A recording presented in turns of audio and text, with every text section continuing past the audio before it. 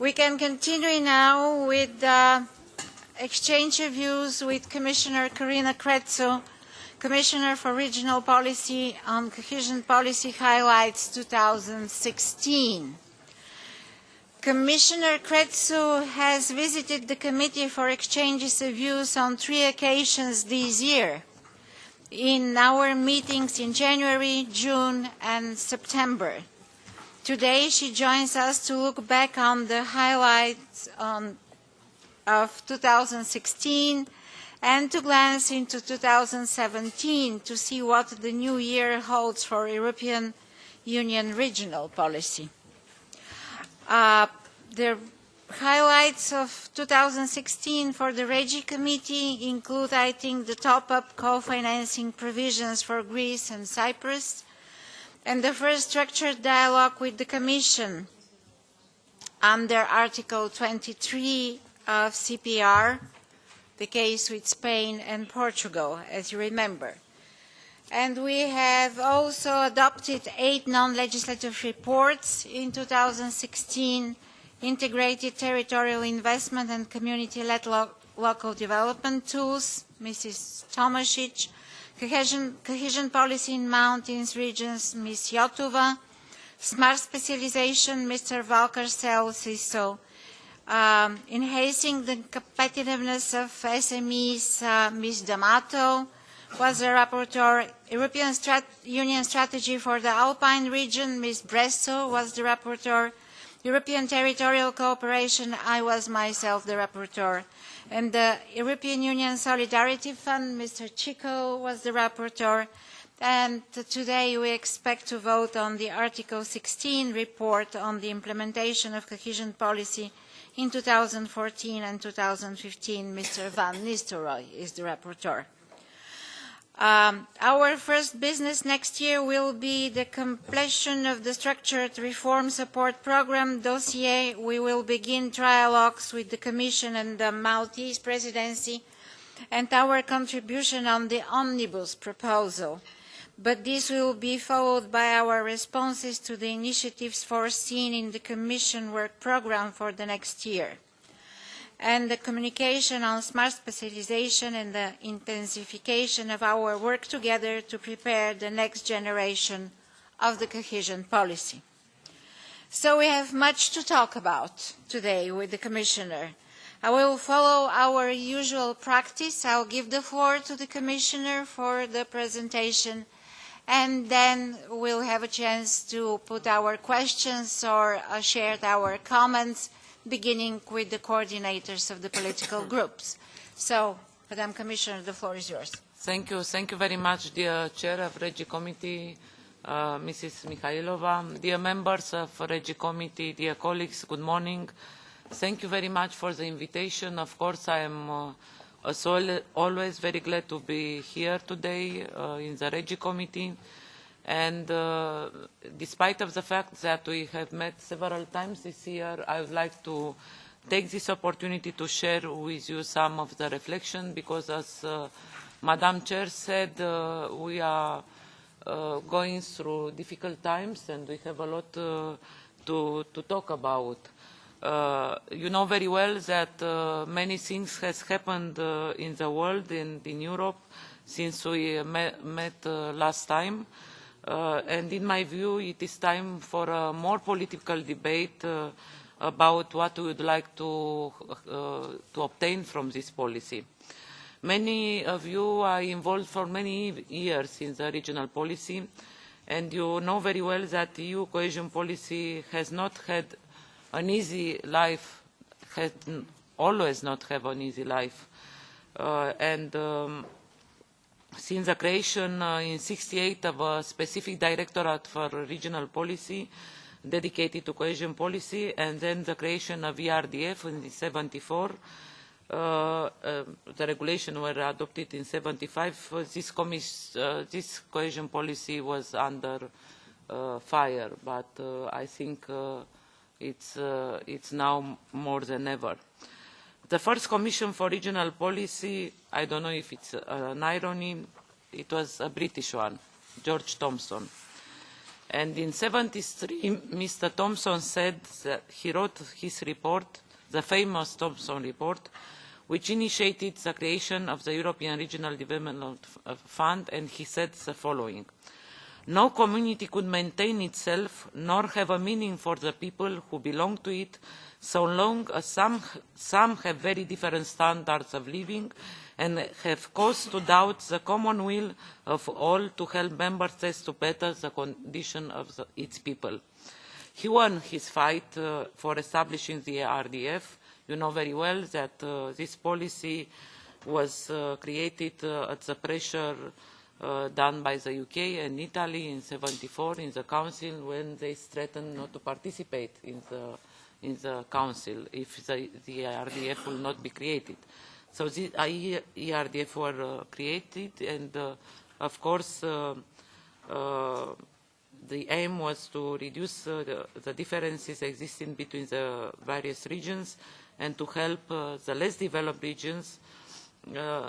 As Mr. Thompson said at this time, it was a human and moral requirement of the first importance for the European Commission. So, of course, our policy went through many changes since then, but as European Union is facing unprecedented challenges, I think George Thompson's words sound like a warning to us all. European regions had changed as well, but also our thinking and our analysing. You know very well that our challenges are huge.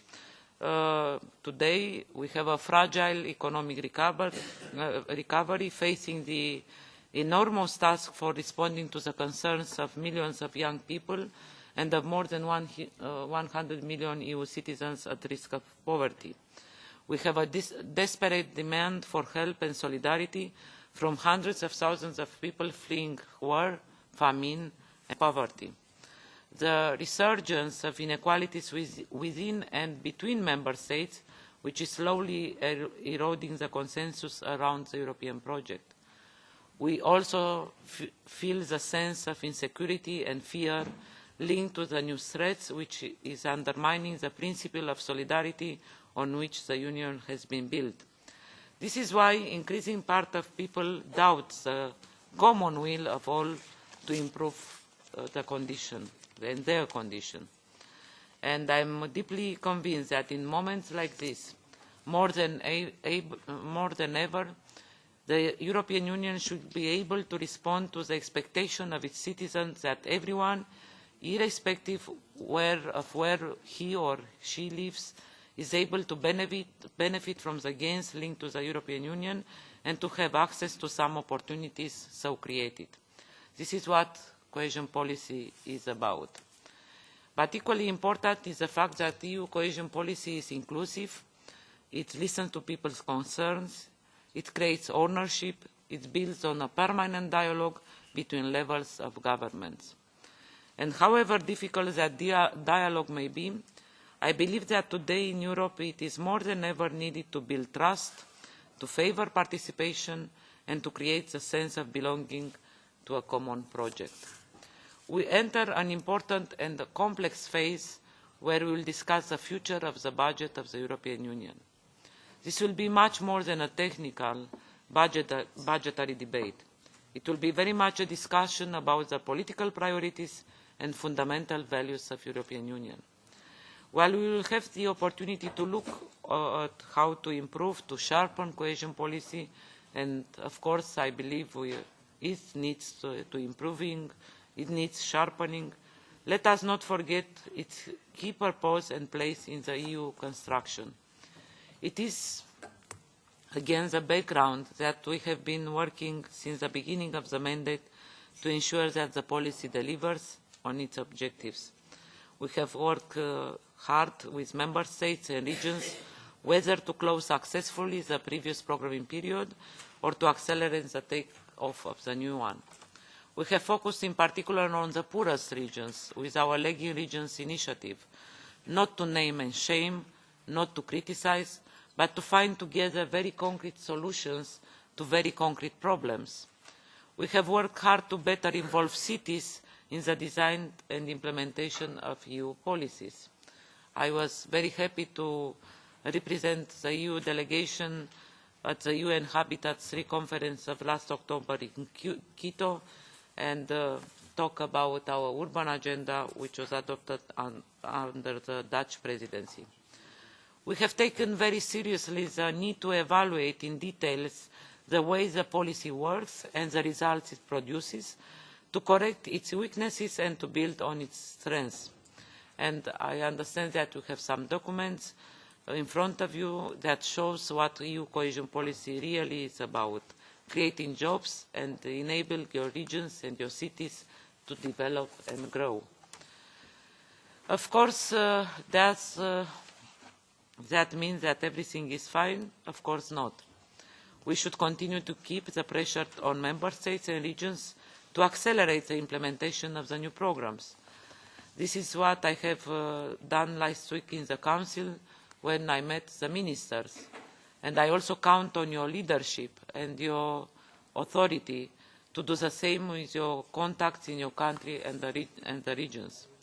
We have proposed an ambitious update of our regulations, building on the work of high-level group chaired by Sim Kallas, and listening carefully to what people concerned by this policy, including in this House, have told us. I very much count on your active support to make sure these proposals are adopted by mid-next year. And we should continue to think with an open and critical eye on how to make this policy simple, more effective and more responsive to the concerns of EU citizens. Dear friends, I think we have achieved a lot in the last 2 years. Now we must focus on implementing the new programmes, which address the specific needs of our communities and concretely show that everything we do it for all our citizens. It is also high time to become much more active and creative in informing and communicating about cohesion policy. This is, I think, one of our weaknesses, and we have to improve that. But we cannot do this alone without you as member of European Parliament, without the mayors, without the national authorities, regional authorities. Because in the end of the day, cohesion policy is a good European story, and we must tell this story. We must tell people how cohesion policy brings to each and every corner in Europe the European ideal of progress and the promise of a better life for our children. Throughout 2017, I will dedicate all my energies to make the case of cohesion policy, to promote our achievement and good stories. But, as I said, it should be our common effort.